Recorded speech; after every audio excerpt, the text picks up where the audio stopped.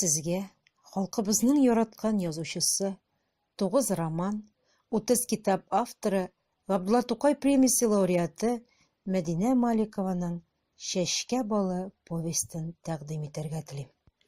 Әсәрдә Гамил белән Сәгъдия гаиләсе турында сүз бара. Гамил сәүдә белән шөгыльләнә. Хатыны Сәгъдия бухгалтер. Аларның малайлары Җәмил белән Газим тәрбияле, хезмәт сөючән балалар. Ләкин малайлар бер-берсенә бөтенләй ошамаган. Берсе җирән, берсе кара. Җирән чәчле Җәмил туганда ук хәлсез, елак була. Ләкин энесе Газим тугач, аңа яреп тиз ныгый, көче арта. Җәмил 14 яшендә хәтта умарта да карый.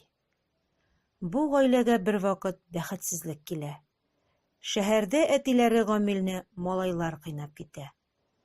Алар арасында улы Газимнең тавышын ишетеп, әти кеше югалып кала. Гамил үзенә ошаган баланы эзләп таба. Ул Макар.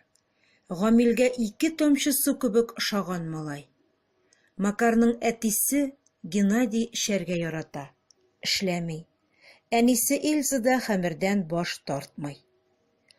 Гамил балаларны роддомда алыштырганнарын белеп, инде наркоманга әйләнгән малайын аланлыкка, үзләренә алып китәргә әзер.